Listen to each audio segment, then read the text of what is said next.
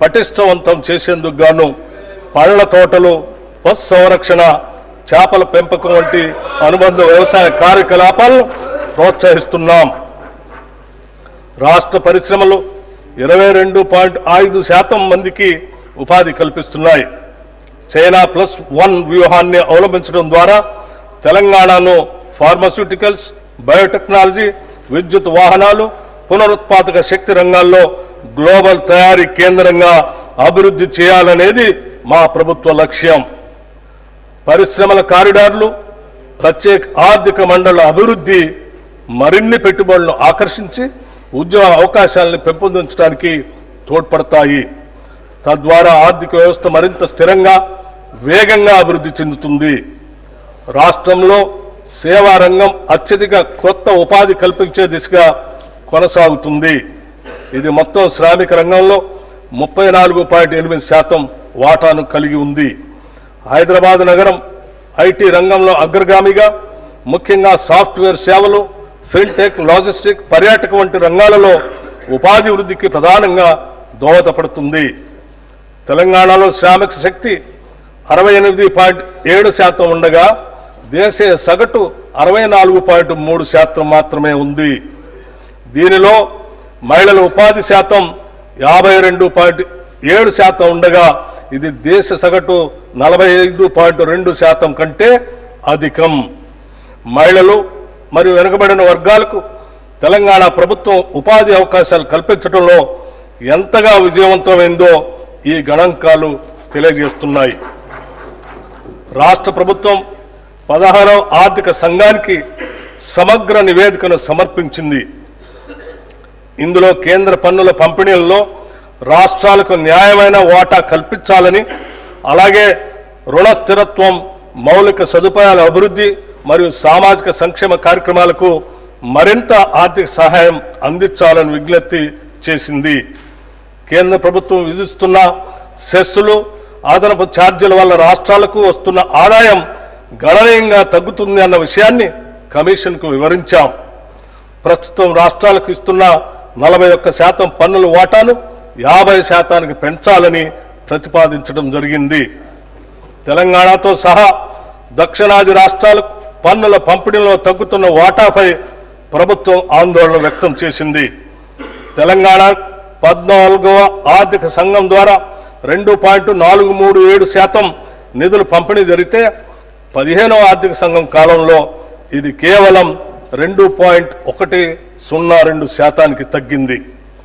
అభివృద్ధిలో ముందున్న రాష్ట్రాలకు తక్కువ నిధులు కేటాయించడం అన్యాయమని, దేశ ఆర్థిక వృద్ధికి దోహదపడుతున్న రాష్ట్రాలను ప్రోత్సహించే విధంగా పన్నుల పంపిణీ విధానాన్ని మరింత హేతుబద్ధంగా మార్చాలని తెలంగాణ ప్రభుత్వం వాదిస్తుంది. తెలంగాణ ప్రభుత్వం సమాంతర పన్నుల పంపిణీ సూత్రంలో సంస్కరణలు తీసుకురావాలని సూచించింది. ప్రస్తుతం ఉపయోగిస్తున్న తలసరి ఆదాయ దూరం అనే ప్రాతిపదిక ప్రాధాన్యతను తగ్గించి జీఎస్టీపీకి 50% వెయిటేజీని ఇవ్వాలని కోరింది.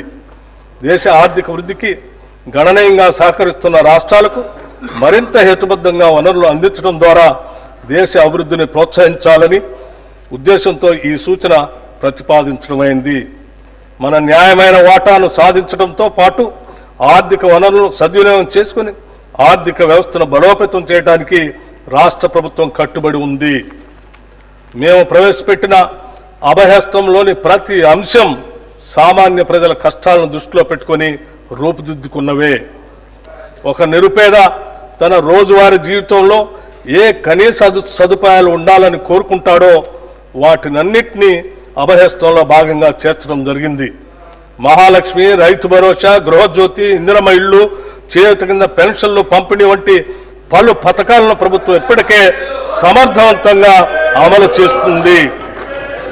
మన ఆడబిడ్డలు పనికి వెళ్ళాలన్నా, చదువుకోవటానికి బడికి వెళ్ళాలన్నా, లేదా మొక్కు తీర్చుకోవటానికి ఓ గుడికి వెళ్ళాలన్నా వారు ప్రయాణ ఖర్చుల గురించి ఆలోచించకుండా వెళ్ళటానికి మహాలక్ష్మి పథకం కింద 2023 డిసెంబర్ 9న తేదీన రాష్ట్రంలోని మహిళలందరికీ ఉచిత బస్సు సౌకర్యాన్ని ప్రారంభించాం. నేటి వరకు రాష్ట్ర వ్యాప్తంగా 7,227 బస్సుల్లో 149.63 కోట్ల ఉచిత ప్రయాణాలు మహిళలు చేశారు. దీని ద్వారా 5,595 రూపాయలు మహిళలకు కూడా ఆదా అయింది. ప్రారంభ దశలో సాధారణ బస్సుల్లో 60% ఉన్న ఆర్టీసీ ఆక్యుపెన్సీ రేషియో 94% పెరిగింది. మహాలక్ష్మి ప్రత్యేక బస్సుల్లో ఈ ఆక్యుపెన్సీ రేషియో 100% నమోదవుతూ ఉంది. దీనివల్ల ఆర్టీసీ ఆర్థిక పరిస్థితి కూడా మెరుగుపడింది. బస్సుల సంఖ్యను పెంచడమే కాకుండా 6,400 మంది ఉద్యోగులను ఇప్పటికే అదనంగా నియమించడం జరిగింది. ప్రభుత్వం ఈ పథకం అమలుకు ఆర్టీసీకి క్రమం తప్పకుండా నిధులు చెల్లిస్తూ ఉంది. మహాలక్ష్మి పథకంలో భాగంగా అర్హులైన మహిళలకు గ్యాస్ సిలిండర్ను 500 రూపాయలకే పంపిణీ చేస్తున్నాం. ఈ పథకం ద్వారా 43 లక్షల కుటుంబాలు లబ్ధి చేరుతూ ఉంది. లబ్ధిదారులు ఉపయోగించిన సిలిండర్లకు సబ్సిడీ కింద రాష్ట్ర ప్రభుత్వం 433,20 రూపాయలు చెల్లించింది. గృహజ్యోతి పథకం కింద 200 యూనిట్లకు లోబడి విద్యుత్తును వినియోగిస్తున్న వారికి ఉచిత విద్యుత్తుని అందిస్తున్నాము.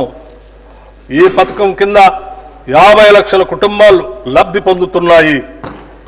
ఈ పథకం కోసం ఇప్పటికే 1,775 కోట్లు 15 లక్షల రూపాయలు విద్యుత్ సంస్థలకి సబ్సిడీగా చెల్లించడం జరిగింది. ఇందిరమ్మ ఇళ్ల పథకాన్ని 2024 మార్చి నెలలో ప్రారంభించి ఇళ్ల పట్టాలను ఆడబిడ్డల పేరుతోనే ఇవ్వాలని నిర్ణయించాం. 22,500 కోట్ల రూపాయల అంచనా వ్యయంతో ప్రతి నియోజకవర్గానికి కనీసం 3,500 చొప్పున మొత్తం 4,50,000 ఇళ్లను మంజూరు చేస్తాం. గత ప్రభుత్వం 10 ఏళ్ల పాటు నిరుపేదలకు డబుల్ బెడ్రూమ్ ఇళ్లను ఇస్తామని ఆశలు రేకెత్తించి చివరకు నిరాశా నిస్పృహలనే మిగిల్చింది.